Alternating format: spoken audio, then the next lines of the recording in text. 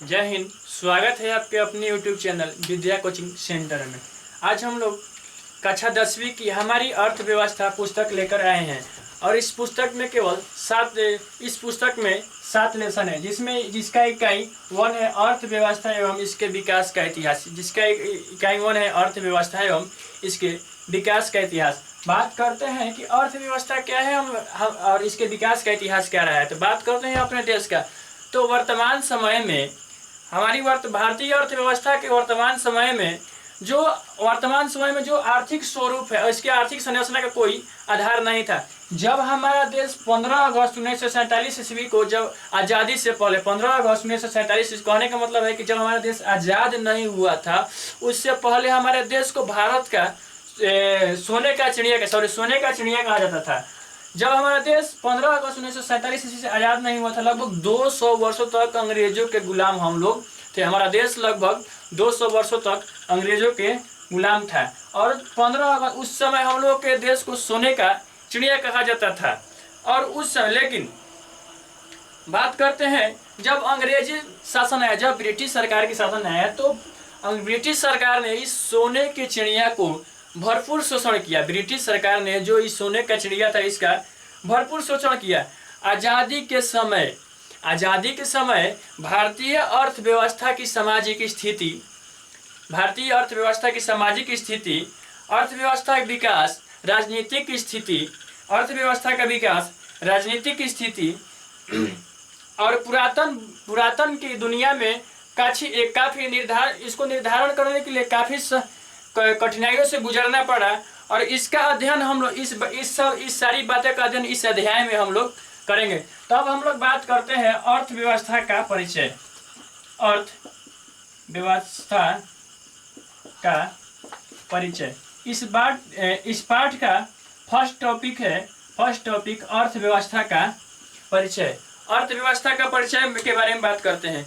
अंग्रेजी शासन ने भारतीय अर्थव्यवस्था को एक औपनिवेशिक बनाकर रख दिया था लगभग 200 वर्षों तक। किस नियम के थ्रू? तो फूट डालो और शासन करो की नीति से अंग्रेजों ने हमारे देश को लगभग 200 वर्षों तक गुलाम बना दिया था। तो यहाँ से वो क्वेश्चन बनता है कि अंग्रेजों ने हमारे देश को किस नियम से लगभग 200 वर्षों तक गुलाम बनाया था। तो अंग्रेजों ने, यहाँ पे एक नंबर का क्वेश्चन बनता है, अंग्रेजों ने किस नियम से हमारे देश को गुलाम बनाया था। यहाँ से एक नंबर का क्वेश्चन बनता है कुछ जगह एग्जाम में कि अंग्रेजों ने किस नियम से हमारे देश को गुलाम बनाया था। तो इसका आंसर हो जाएगा फूट डालो और शासन करो। इस नियम से अंग्रेजों ने हमारे देश को लगभग 200 वर्षों तक गुलाम बनाया था। और जैसे हिंदू मुस्लिम के बीच में दंगा फसाद करवा देता था कि नहीं ये दूसरा धर्म का है, तुम दूसरे धर्म को, इस बात को लेकर वो लोग लड़ाई करवा देता था। यही करता था, कभी जाति को लेकर, कभी धर्म को लेकर, तो कभी समुदाय को लेकर, और फूट डालकर हमारे देश का भरपूर शोषण किया। चूँकि हमारे देश में उस समय लगभग जब हमारा देश आज़ाद नहीं हुआ था तो कोई कल कारखाना नहीं था, कोई उद्योग व्यापार नहीं था। उस समय हमारा देश पूरा बढ़िया तरह से जो था, कहने का मतलब है कि हमारा देश का 100% जनसंख्या में से 80% जनसंख्या कृषि पर निर्भर था। एक बार फिर से कि जिस समय हमारा देश आज़ाद नहीं हुआ था उस समय हमारा देश में कोई उद्योग नहीं था। हमारा देश पूरा तरह कृषक प्रधान देश था। कहने का मतलब है कि हमारा पूरा देश की जनसंख्या 100% में से 80% जनसंख्या कृषि पर निर्भर था। 20% लोग बिजनेस के बारे में सोचते थे। फिर भी हमारे देश की गिनती उन अच्छे देशों में की जाती थी जहां पर एक अच्छा सा अर्थव्यवस्था होता है, एक अच्छी सी विकास होती है। लेकिन क्या हुआ कि जब अंग्रेज आए और यहाँ पर अपना बिजनेस फैलाने लगे, और बिजनेस फैलाने के बाद यहाँ पर वो लोग आकर रहने लगे, और क्या कि धीरे धीरे यहाँ पर लोगों को समझने लगे और यहाँ पर अपने अपना आकर हक जमाने लगे। और उसके बाद इन्होंने क्या किया कि हमारे सोने की चिड़िया जैसे देश को भरपूर शोषण किया। हर एक क्षेत्र में उन्होंने क्या किया, भरपूर शोषण किया। और लगभग 200 वर्षों तक भारतीय अर्थव्यवस्था में कोई विकास नहीं हुआ। कहने का मतलब है कि जब तक हमारा देश अंग्रेजों का गुलाम था तब तक हमारी भारतीय अर्थव्यवस्था में किसी भी तरह की कोई विकास नहीं हुई। प्रति व्यक्ति आय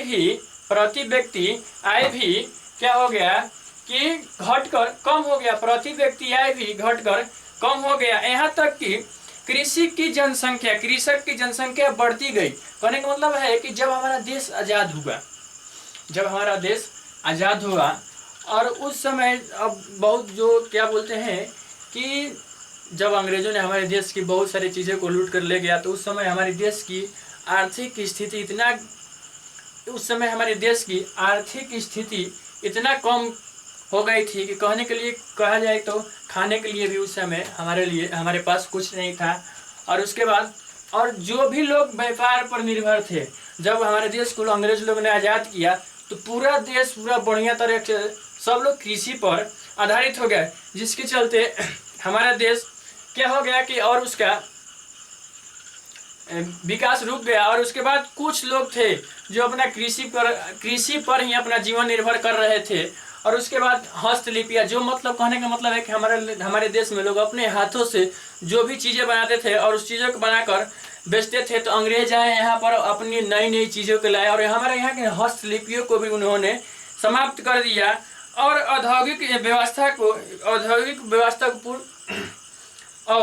औद्योगिक व्यवस्था से इस बात को पूरी तरह स्पष्ट कर देते कि औद्योगिक व्यवस्था में इस बात से पूरी तरह स्पष्ट कर देते थे कि जो अंग्रेज शासन थे हमारे देश को भरपूर शोषण किए थे। एक बार फिर से समझते हैं कि जो हमारे देश में अंग्रेज आए थे, लगभग 200 वर्षों तक हमारे देश पर राज्य किए। और राज करने के बाद हमारे देश, उस समय जब हमारे देश पर अंग्रेज राज करने आए तो उस समय हमारे देश को सोने का चिड़िया कहा जाता था। उस समय हमारे देश को सोने का चिड़िया कहा जाता है। कहने का मतलब है कि जितना शोषण है जो अकबर, हुमायूं, सिकंदर ने नहीं किया था, उससे ज़्यादा शोषण इन अंग्रेजों ने हमारे देश को किया था। इन लोगों ने क्या नियम लगाया था कि फूट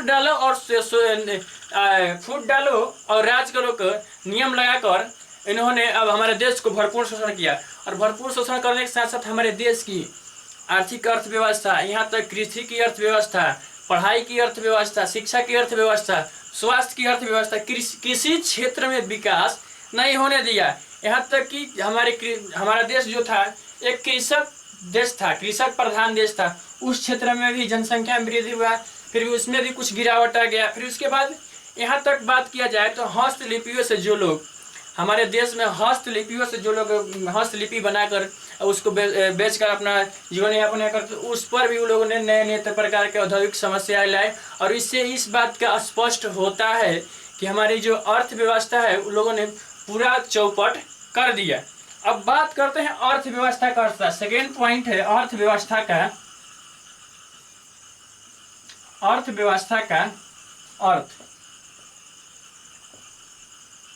अर्थव्यवस्था का अर्थ क्या होता है इसको हम लोग जानते हैं। देखिए बात समझते हैं, अर्थव्यवस्था का अब अर्थ क्या होता है। ये तो हमारा परिचय था, अर्थव्यवस्था का परिचय था। अब समझते हैं कि अर्थव्यवस्था का अर्थ क्या होता है। देखिए हमारे दैनिक जीवन में हम सभी लोग के दैनिक जीवन में अपनी जीविका को चलाने के लिए विभिन्न प्रकार की क्रियाओं को करना पड़ता है। बात समझिए, कहने का मतलब है कि कोई भी चीज़ हो, कोई भी मतलब जीव हो, जानवर हो, और उसको खाने पीने के लिए, तो अगर जानवर भी होगा तो उसको खाने के लिए क्या चाहिए, भोजन चाहिए। अगर कोई मनुष्य भी है तो उसको खाने पीने के लिए, जीवित रहने के लिए कुछ ना कुछ काम करना पड़ेगा, तभी तो उसको कुछ मिलेगा तो वो खाकर जीवित रहेगा। तो बात करते हैं कि अर्थव्यवस्था है, तो अर्थव्यवस्था को हमारे दैनिक जीवन में जीने के लिए हम सभी लोगों को कुछ ना कुछ कार्य करना पड़ता है। और इन क्रियाओं का मुख्य रूप से वस्तु एवं सेवाओं का उत्पादन करना संबंधित है। मतलब कहने का मतलब है कि जो भी हम लोग अर्थव्यवस्था में कार्य करते हैं, और इन क्रियाओं का मुख्य रूप होता है वस्तुओं एवं सेवाओं में का उत्पादन संबंधित होती है ना। उदाहरण के लिए एक किसान खेत में एवं खलिहानों में मेहनत करता है। एक किसान खेत में और खलिहानों में मेहनत करता है। क्यों भाई? कि जब हम खेत में मेहनत करेंगे, खलिहान में मेहनत करेंगे, तो उसमें से जो अनाज मिलेगा तो उससे हमारी अर्थव्यवस्था चलेगी। या एक मजदूर है, जाकर कल कारखानों में मेहनत करता है, अपने परिवार से दूर होकर मेहनत करता है, ताकि भाई जो हमारा परिवार है उसको हम भेजेंगे तो हमारी भी अर्थव्यवस्था जो है अच्छा रहेगा, और हमारी परिवार के भी अर्थव्यवस्था क्या रहेगा, अच्छा रहेगा। एक बात करते हैं कि एक टीचर जो स्कूल में जाता है वो अपनी अर्थव्यवस्था, अपनी दैनिक जीवन को चलाने के लिए, ताकि हम कुछ काम करें तो उसके बदले हमको जो कुछ भी मिले तो हमारी अर्थव्यवस्था क्या हो, सही हो।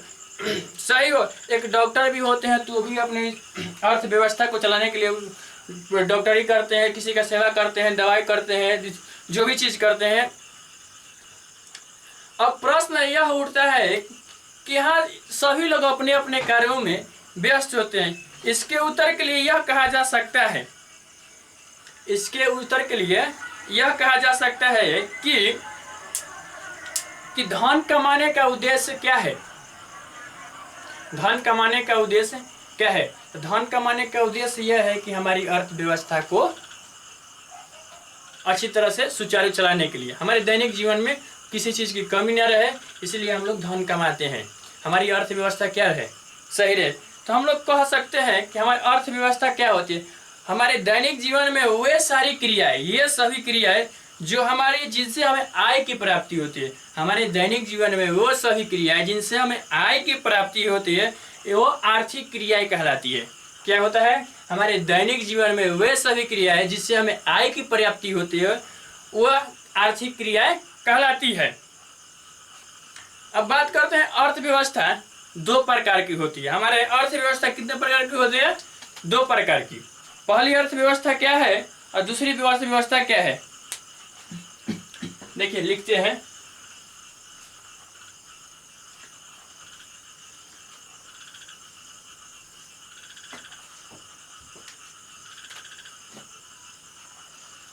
अर्थव्यवस्था कितने प्रकार की होती है?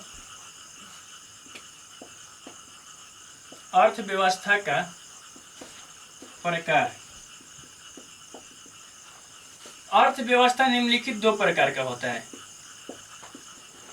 अर्थव्यवस्था निम्नलिखित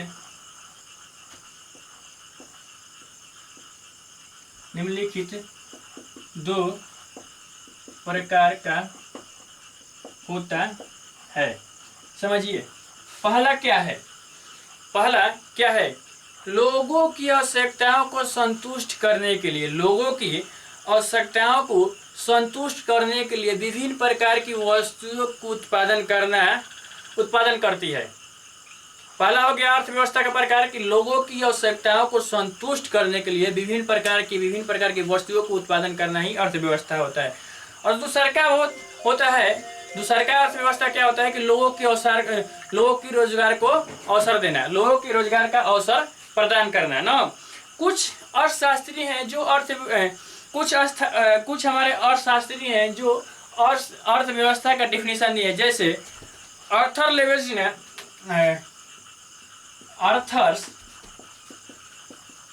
ने क्या अर्थव्यवस्था का परिभाषा दिया है? देखिए, अर्थव्यवस्था का अर्थ होता है किसी राष्ट्र का संपूर्ण रूप से व्यवहार में। अर्थव्यवस्था का अर्थ होता है, किसने कहा था? आर्थर लेविस ने कहा अर्थव्यवस्था का अर्थ क्या होता है कि किसी राष्ट्र के संपूर्ण व्यवहार से होता है, जिसके आधार न किसी मानवीय आवश्यकता को संतुष्टि के लिए वह अपने साधनों के लिए प्रयोग करता है। कहने का मतलब है कि आर्थर लेविस कहते हैं कि जो अर्थव्यवस्था है किसी राष्ट्र के संपूर्ण व्यवहार से होता है। मतलब किसी राष्ट्र का संपूर्ण व्यवहार बढ़िया होगा तो जिसके आधार पर मानवीय आवश्यकताओं को पूरा किया जाए, उसके साधनों क्या किया जाएगा?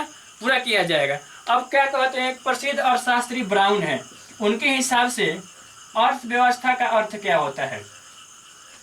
आर्थर लेवी के हिसाब से बोले आर्थर लेवी साहब की जो अर्थव्यवस्था है, अर्थव्यवस्था का अर्थ होता है कि मानवीय राष्ट्र की संपूर्ण व्यवहार होता है। अब ये जो ब्राउन है क्या बोलते हैं कि अर्थव्यवस्था आजीविका से अर्जन करने की प्रणाली है। जो देखिए, ब्राउन क्या बोलते हैं कि अर्थव्यवस्था जो है आजीविका अर्जन करने की क्या है?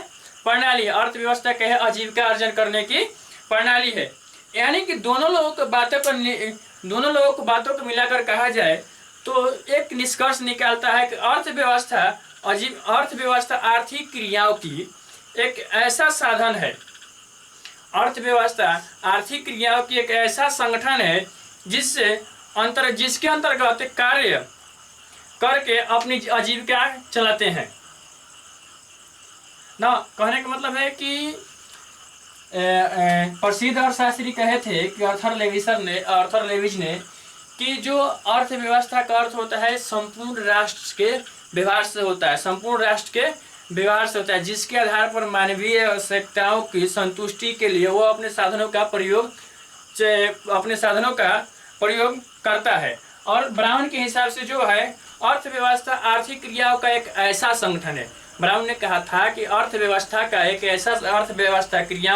क्रियाओं का एक ऐसा संगठन है जिसके अंतर्गत लोग अपनी आजीविका को क्या करते हैं, चलाते हैं। यानी कि दूसरे शब्दों में कहा जाए, मतलब दूसरी भाषा में कहा जाए, दोनों लोगों की बातों को मिलाकर एक बात निकाला जाए तो कहा जाए कि अर्थव्यवस्था समाज की एक ऐसी व्यवस्था है जिससे सभी आर्थिक क्रिया क्या होती है।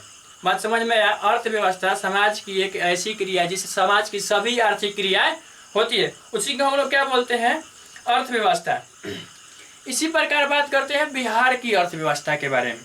इसी प्रकार बात करते हैं बिहार की अर्थव्यवस्था के बारे में कि भाई बिहार की अर्थव्यवस्था क्या है। अब हम लोग अध्ययन करेंगे बिहार की अर्थव्यवस्था।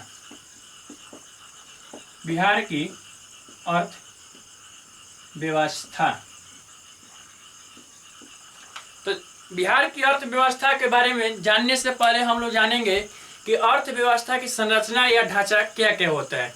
अर्थव्यवस्था का संरचना या ढांचा क्या किया जाता है। अर्थव्यवस्था का संरचना या ढांचा उसको विभिन्न प्रकार के हिसाब से बांटा गया है। अर्थव्यवस्था का संरचना और ढांचा मतलब कि रोजगार के हिसाब से और उसके विभाजन के हिसाब से इसके अंतर्गत विभाजन किया गया है। उसको 3 क्षेत्र में बांटा गया। अर्थशास्त्र को 3 क्षेत्र में बांटा गया। अर्थव्यवस्था को 3 क्षेत्र में बांटा गया। कौन से क्षेत्र में बांटा गया देखते हैं।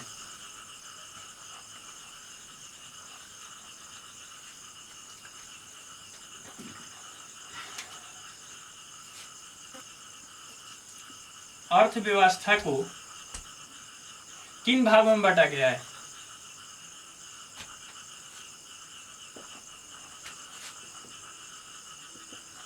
प्राथमिक क्षेत्र,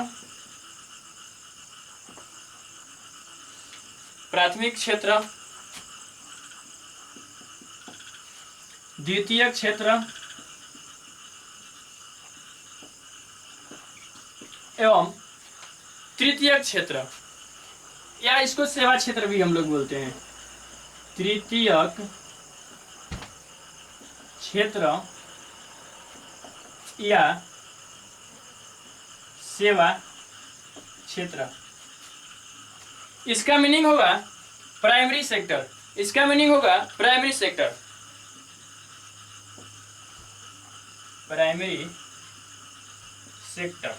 इसका मीनिंग होगा सेकेंडरी सेक्टर,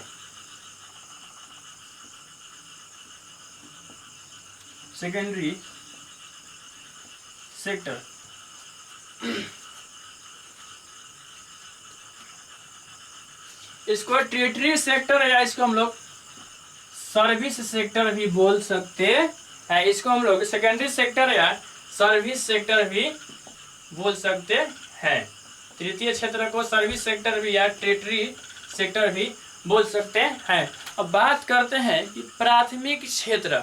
प्राथमिक क्षेत्र क्या होता है, द्वितीय क्षेत्र क्या होता है और तृतीय क्षेत्र क्या होता है। पहले इसको हम लोग समझेंगे और उसके बाद इस पर चर्चा करेंगे। पहले समझेंगे प्राथमिक क्षेत्र क्या होता है, उसके बाद समझेंगे द्वितीय क्षेत्र क्या होता है और तृतीय क्षेत्र क्या होता है।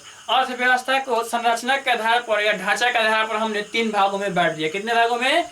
3 भागों में बांट दिया। कौन कौन? प्राथमिक क्षेत्र, द्वितीय क्षेत्र एवं तृतीय क्षेत्र। अब बात करते हैं कि प्राथमिक क्षेत्र क्या होता है, द्वितीय क्षेत्र क्या होता है और तृतीय क्षेत्र क्या होता है ना। देखिए प्राथमिक क्षेत्र में क्या क्या आता है, यानी प्राइमरी सेक्टर में क्या क्या आता है, ध्यान से देखिएगा, एकदम दिमाग लगा के देखिए।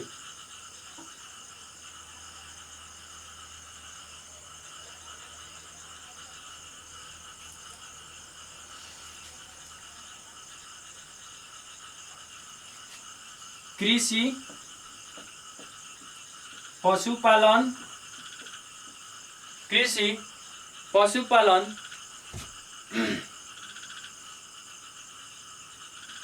वन, मछली पालन।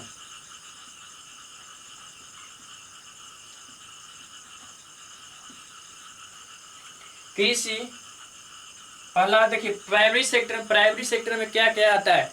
कृषि, पशुपालन, वन एवं मछली पालन। अब सेकेंडरी सेक्टर में क्या आता है? सेकेंडरी सेक्टर का बात कर लेते हैं। सेकेंडरी सेक्टर में क्या क्या आता है देखते हैं। ठीक, उद्योग निर्माण, इसमें क्या हो जाएगा? गैस एवं बिजली। उद्योग निर्माण, गैस एवं बिजली द्वितीय क्षेत्र में। और इसमें बात करते हैं तृतीय क्षेत्र में। तृतीय क्षेत्र के बारे में बात करते हैं तो इसमें हो जाएगा,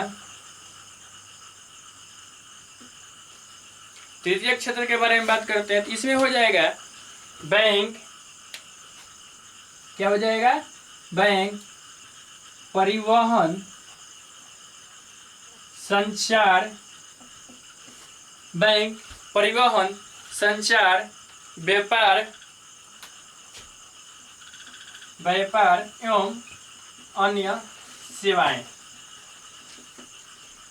देखिए हमने अर्थव्यवस्था को कितने भागों में बांट दिया? 3 भागों में। अर्थव्यवस्था को कितने भागों में बांट दिया? 3 भागों में। कौन कौन सा? प्राथमिक क्षेत्र, प्राइमरी सेक्टर, द्वितीय क्षेत्र, सेकेंडरी सेक्टर, तृतीय क्षेत्र, सर्विस सेक्टर या टेटरी सेक्टर ना। कहने का मतलब है कि अब बात करते हैं कि प्राथमिक क्षेत्र के अंतर्गत कौन कौन सी चीजें आती है। देखिए प्राथमिक क्षेत्र के अंतर्गत आता है कृषि, पशुपालन, वन, मछली पालन। इतना चीज जो होता है प्राथमिक क्षेत्र के अंतर्गत आता है, मतलब प्राइमरी सेक्टर के अंतर्गत इसको रखा गया है। और उसके बाद बात करते हैं द्वितीय क्षेत्र, मतलब सेकेंडरी सेक्टर। सेकेंडरी सेक्टर में उद्योग निर्माण, गैस एवं बिजली। उद्योग निर्माण, गैस एवं बिजली। अब तृतीय क्षेत्र का बात करते हैं। तृतीय क्षेत्र या सेवा क्षेत्र, तृतीय क्षेत्र को ही हम लोग क्या बोलते हैं? सेवा क्षेत्र बोलते हैं। तो तृतीय क्षेत्र में आ गया बैंक, परिवहन, संचार, अन्य बैंक, परिवहन, संचार, व्यवसाय एवं अन्य सेवाएं। बात समझ में आया? बात समझ में आया? एक बार फिर समझते हैं। प्राइमरी क्षेत्र यानी प्राथमिक क्षेत्र में कृषि, पशुपालन, वन, मछली पालन। कृषि, पशुपालन, वन, मछली पालन, ये सब आता है प्राइमरी सेक्टर यानी प्राथमिक सेक्टर में, प्राथमिक क्षेत्र में। अब बात करते हैं द्वितीय क्षेत्र में, उद्योग निर्माण, बिजली एवं गैस। अब बात करते हैं उद्योग में क्या क्या चीज आता है भाई? तो उद्योग में लघु उद्योग भी आ जाएगा, कुटीर उद्योग भी आ जाएगा, मध्यम उद्योग भी आ जाएगा और बड़े उद्योग भी आ जाएंगे। कहने का मतलब छोटा से छोटा उद्योग भी आ जाएगा, जो मध्यम उद्योग वो भी आ जाएगा और बड़ा से बड़ा उद्योग भी आ जाएगा। अब बात करते हैं तृतीय क्षेत्र में। बैंक की सेवाएं हो जाएगी, परिवहन की सेवाएं हो जाएंगी, संचार की सेवाएं हो जाएंगी, व्यापार की सेवाएं हो जाएंगी एवं अन्य सेवाएं हो जाएंगी। ठीक है, यहाँ तक क्लियर है? कोई दिक्कत नहीं होगा जहाँ तक उम्मीद करते हैं ना।